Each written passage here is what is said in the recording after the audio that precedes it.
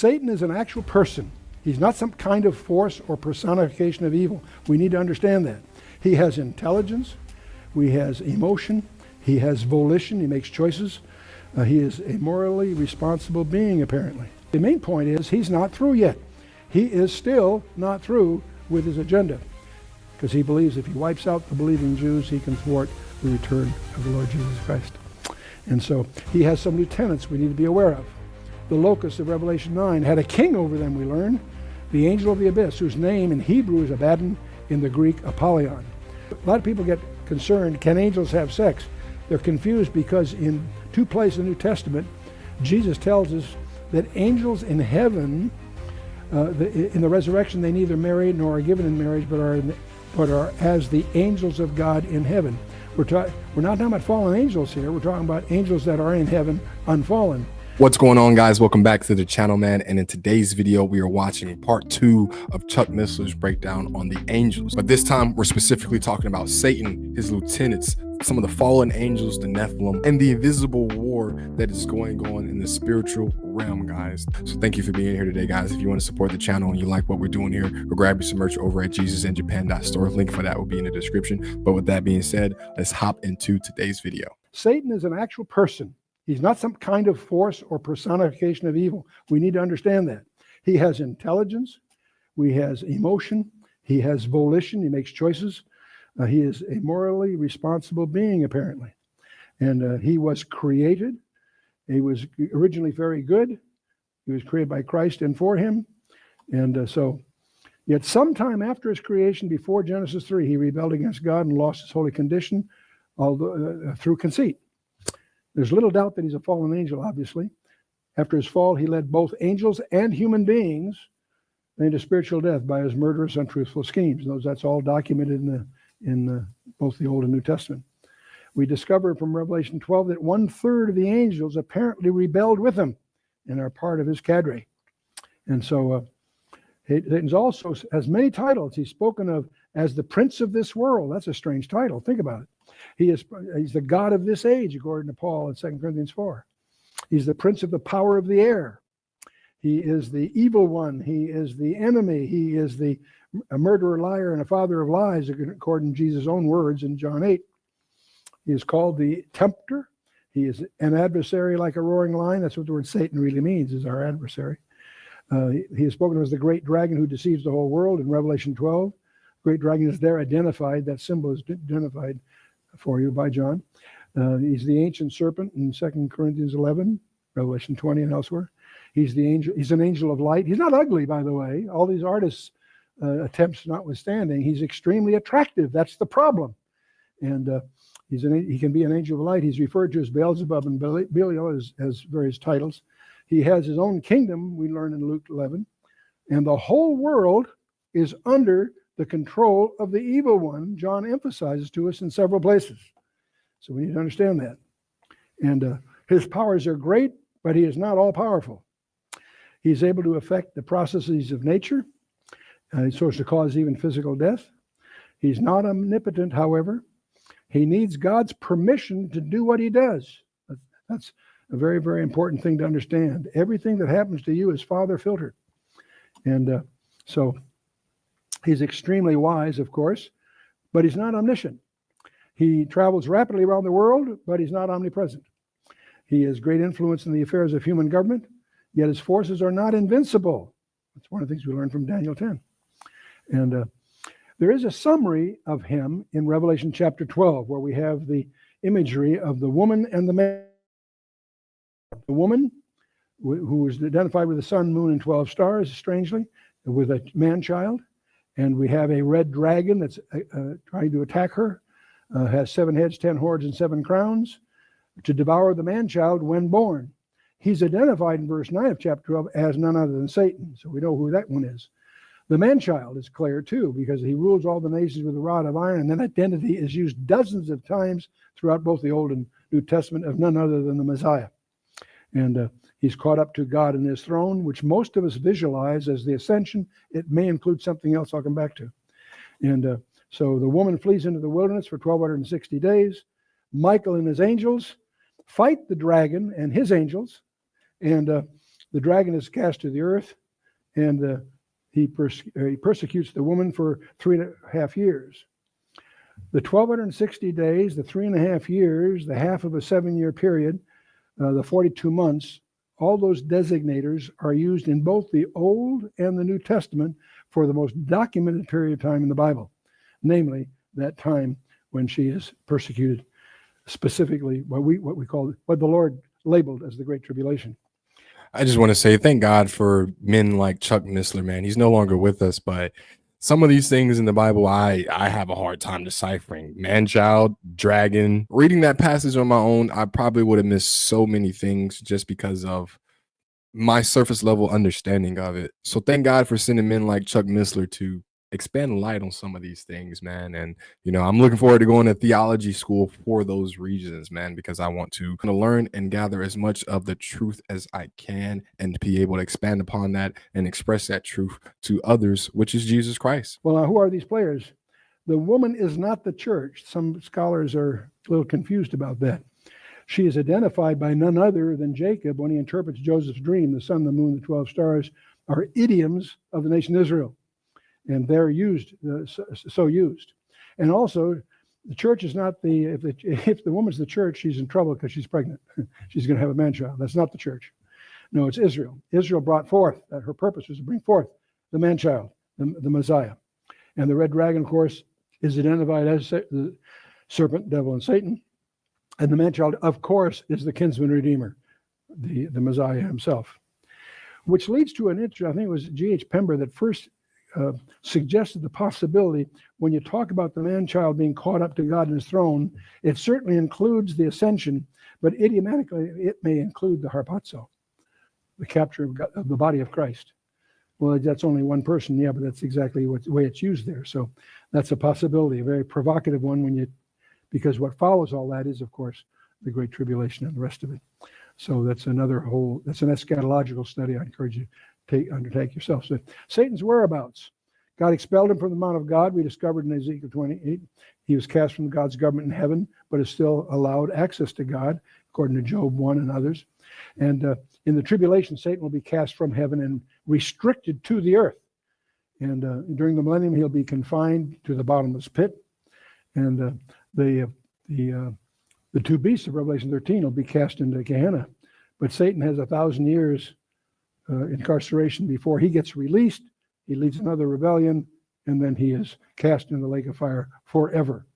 And so that's his destiny, all very explicit in Revelation chapter 20. Now, his stratagems all along, way back, he tried to corrupt Adam's line by the generation of these hybrids. We're going to talk about those. Adam's seed being corrupted in Genesis 12 and so forth, that he goes after the famine in Genesis 50. The destruction of the male line when Moses was the one that was saved from the orders of Pharaoh to kill all the Jewish children. Pharaoh's pursuit during to try to wipe them out after the Exodus was again all attempts by Satan to wipe out God's purpose here. When God tells in Genesis 15 tells Abraham that his people will leave the land for 400 years and then come back, that gave Satan 400 years to lay down a minefield. And he populates them with the same thing he did in Genesis 6. We'll talk about that in a minute. And then as God focuses his prophecies on what he's going to do, it allowed Satan to focus his attacks. When God announced it was going to be Abraham was singled out. When God announced it was going to be through the line of David is singled out from 2 Samuel 7 and following. And Joram kills all his brothers but misses one. And the Arabians slew all but missed one, Ahaziah. And Athaliah tried to kill all of the descendants, but missed a servant, hid one of the babies. And so all the way through, Satan's trying to wipe out the royal line. He never quite makes it. And all the way through, even in Esther, the Persian Empire, Haman's attempt to wipe out all the Jews is a satanic plot. But God is always ahead of him there. And so in the New Testament, Joseph's fear when Mary was pregnant he was concerned for her. Herod's attempts to kill all the babes in Bethlehem is a well-known issue around Christmas time.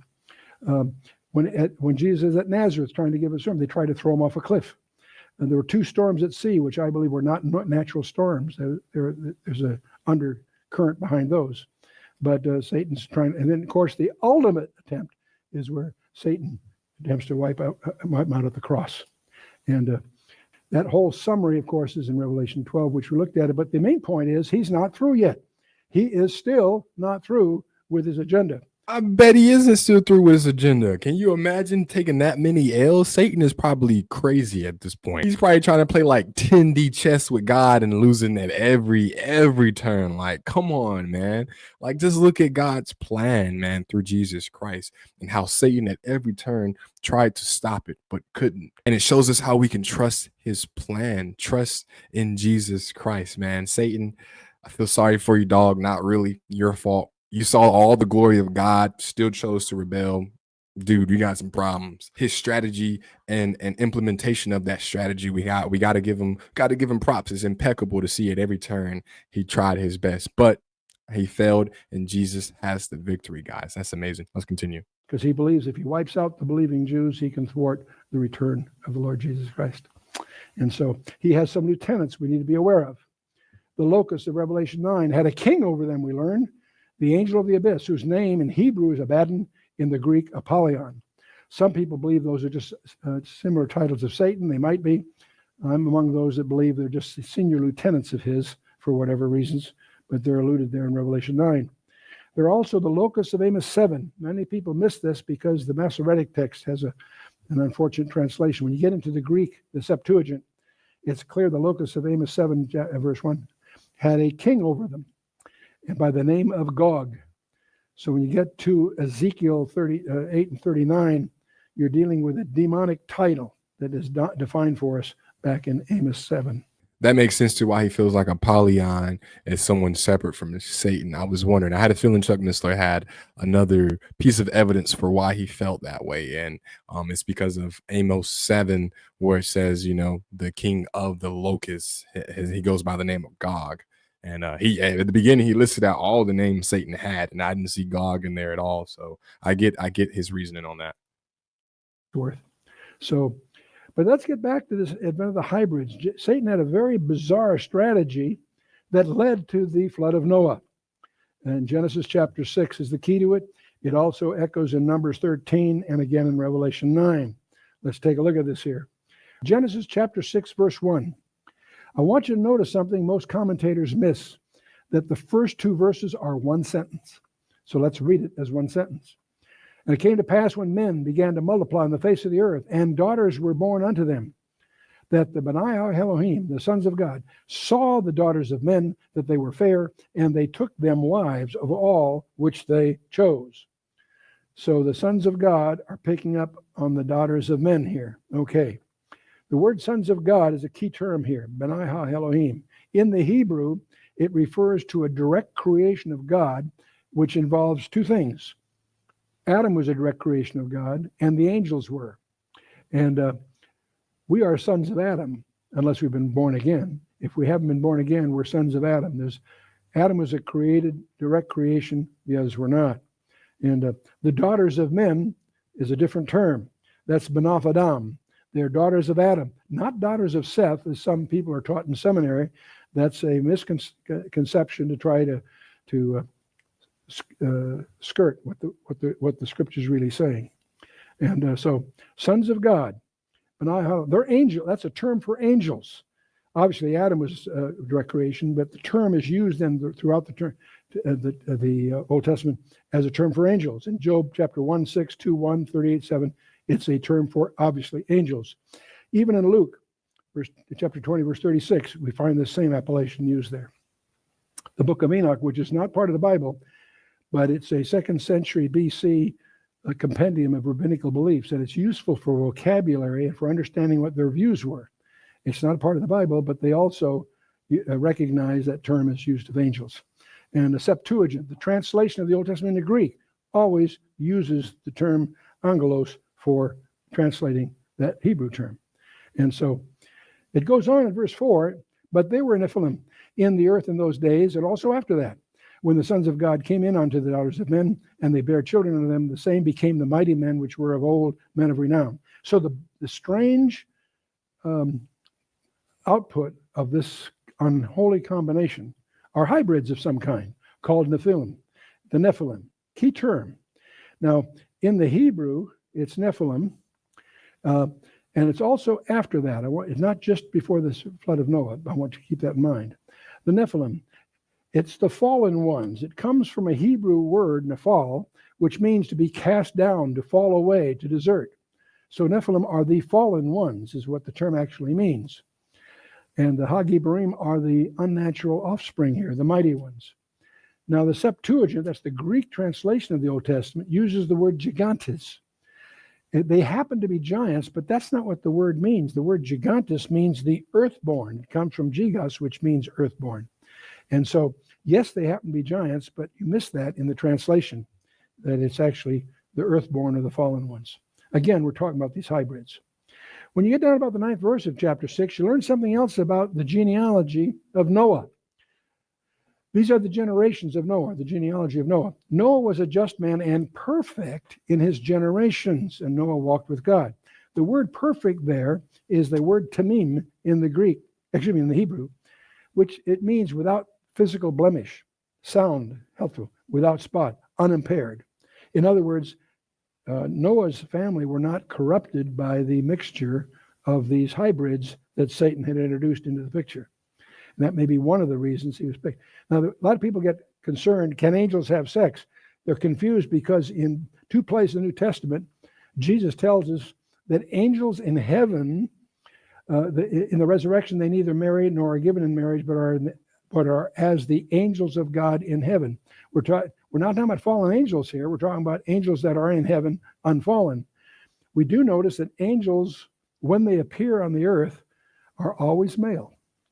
It's interesting when you get to the fall of Sodom and Gomorrah. That whole episode in Genesis 19 makes no sense until you realize that they were masculine angels. But anyway, there's another word that we want to understand that is in the New Testament twice. Okaterion in the Greek. It refers to the body as a dwelling place for the spirit. It's a technical term used only twice in the Bible. It's from which the angels that fell had disrobed, and that's in Jude 6. It's also used alluding to the heavenly body for which the believer longs to be clothed, our resurrection body, if you will.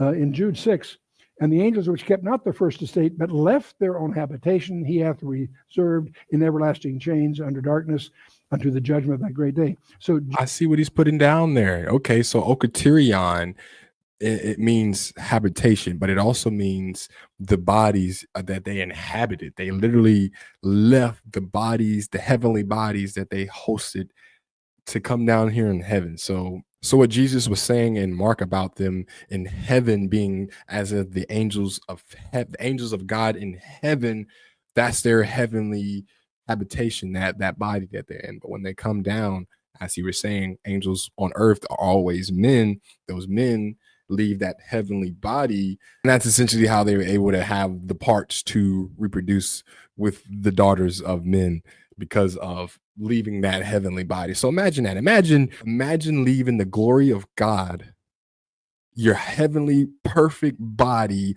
or form, whatever form they was in, all over some lust. Man, that's why we as men got to watch out for Satan's attack against us when it comes to lust. Because imagine being in the presence of God, having a holy, perfect, I would assuming, type of form, and being tempted that much by lust that you forsake all of that for a piece of woman. Like, man, that's crazy. That's crazy. Jude here is making an allusion to this, and he compares it with even a Sodom and Gomorrah, the cities about them in like manner, giving themselves over to fornication and going after strange flesh.